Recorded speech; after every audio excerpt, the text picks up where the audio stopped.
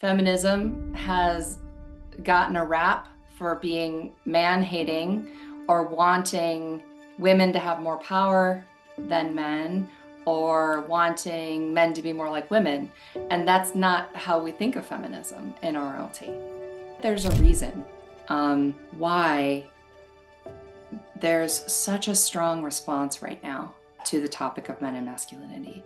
In RLT, as RLT practitioners, we have a unique view in how we see patriarchy and how we see feminism and how we see gender dynamics that is not how these topics are generally talked about in culture at large. We think of feminism as an antidote to power over patriarchy, not to replicate power over dynamics as a solve for patriarchy, but about the true collaborative spirit of there is space for multiple points of view in the conversation. There's not a right, there's not a dominance, which doesn't mean that there's a reduction in power. It means that there's a sharing of. It's not that we want any one gender to become powerless. It's that we want to disperse the power amongst. And that's a really different view than how I think feminism gets talked about a lot. And it has been unhelpful. So I'm not here to talk about feminism. I'm here to talk about men and masculinity.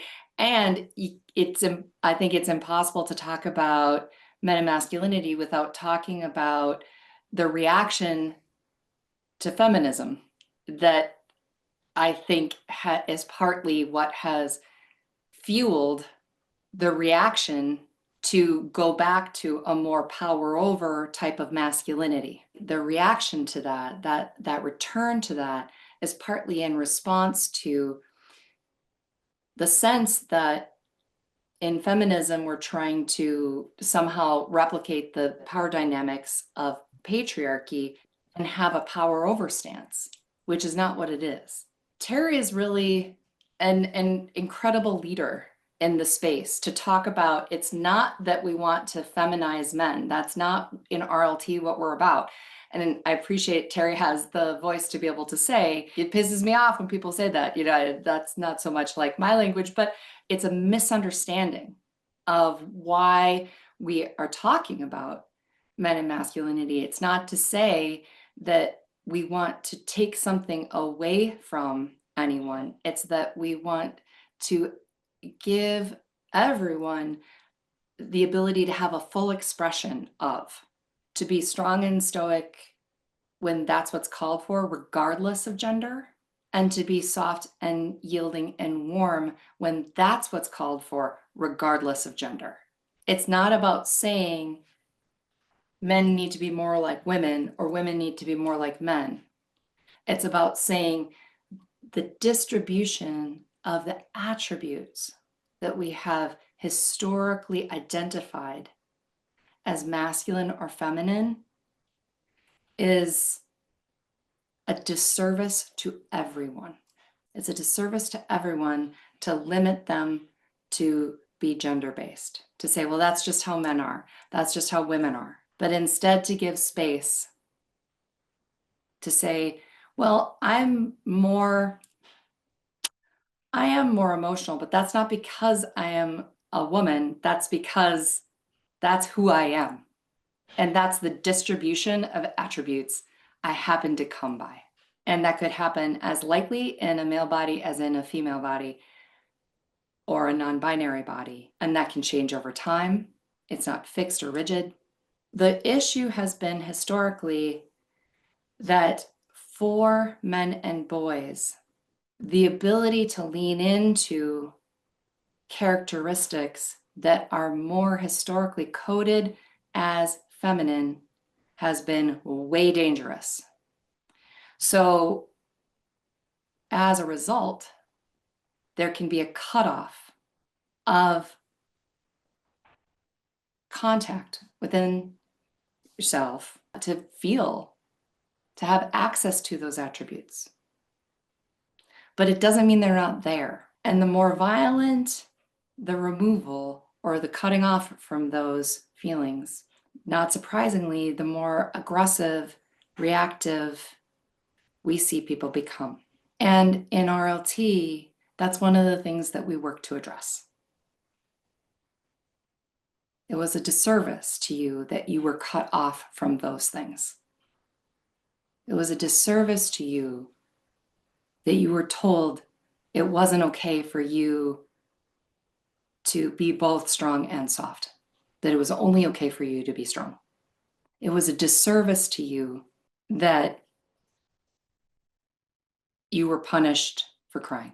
And that's across genders, by the way, but particularly for men and boys, there was a fair amount of violence around that. And we are still living with the repercussions of that. And I think that like the fear of what it means to be softer is part of what when the message comes through that you should be more like women, which is actually not what we're saying. You should be more like yourself, whatever that is, that has both what has historically been coded feminine, what has historically been coded masculine. But when the message lands as you should be more like women, that's how to be, then the fear of what the repercussions of that are and the violence that could come that may not even be spoken, lives in the body.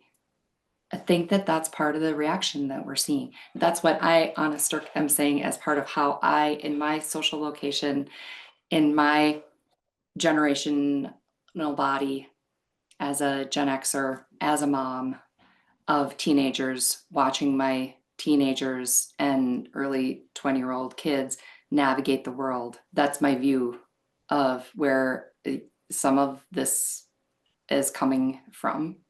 And in my practice, and as somebody who has identified as a feminist and has also been fairly appalled at the politics of judgment that I've seen come along with feminism at times. That's not a feminism I identify with. I don't think it helps. I think it does damage.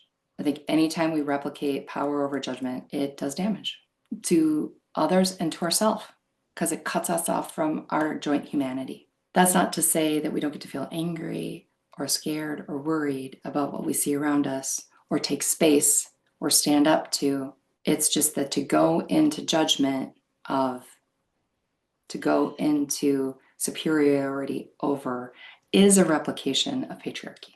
When I was first training as an RLT practitioner, a therapist, I would be in the consult groups that I was in at the time, and I would feel like, oh my gosh, I don't know if my consult mates are going to still refer to me, because at the time it was so sort of like revolutionary to be breaking the rules of couples therapy. It fit with what felt right to me and how I was practicing. It gave me a framework to organize how I wanted to work. It gave me that freedom and a framework to be grounded in. But it's not that it's always comfortable. It's risky at times to say some of the things that we say within the therapy and coaching community still. And it's risky sometimes to say the things that we say to hold on to what we believe in the therapy room. And that can stir some things up. The more we practice it, and the more we practice holding ourselves in warm regard for that sort of like the risky part of it, as well as our colleagues for their reaction and our clients for their reaction about how kind of like scary that could be for them too, because it challenges some foundational ideas. It challenges some foundational messages that we're receiving in our culture right now about putting up with things, about what it means to be powerful. So I have empathy for the reactivity that it can generate, that can come along with the stance that we take as RLT practitioners, and having empathy or understanding for that reactivity doesn't mean that we back down from it, just like we don't back down from it within ourselves. We hold warm regard for it. And from there, from the empathy, from care, from understanding about the damage that has been done to so many of us as humans, that interrupt connection, that keep us separate, that keep us at odds with each other, that keep us in a state of protection, and of empathy for that, and also say, this isn't the way to live. That is what we do differently in RLT, as we stand up with love. So it's not stand up, no love, or love, no standing up. It's standing up with love. And that is what's so fundamentally different. I hold you in warm regard as I tell you the truth. I hold myself in warm regard as I tell myself the truth about the damage. But under patriarchy and under masculine, like traditionally masculine models, you can be powerful or you can be loving, but you can't be both. I'll tell you a story that has been bubbling up. I was with some of my dearest friends, a lesbian couple over the weekend at the Pride Parade, and they were telling me a story about that they had been out of town and they have a Pride flag up on their door for Pride Month. And a kid had come by their house and ding dong ditched them. I don't know if that's a thing in other places, but you like ring the bell late at night and then you yell something and run away. So the kid had done that, and he had yelled into their doorbell camera, a slur related to their pride flag. And their neighbors saw it happen, reported it to them when they were away. They found the kid on the Ring camera and talked to the parents about it. My friends talked to the parents about it. The parents were like, absolutely not. It's not okay that he did that.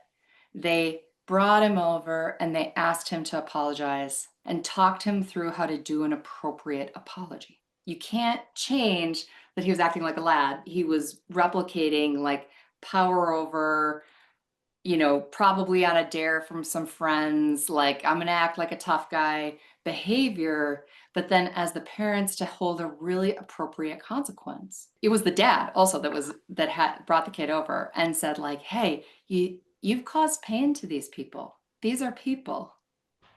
I want you to look at them and think about causing them pain. The thing that I'm hoping we can take away is curiosity and the strength to stand in what we believe, both at the same time. While we hold people in warm regard, it doesn't mean being passive. Passivity is not the solution. Accommodation is not the solution. Understanding our joint humanity is the only way out of there, out of this mess that we're in. Finding the places that we connect.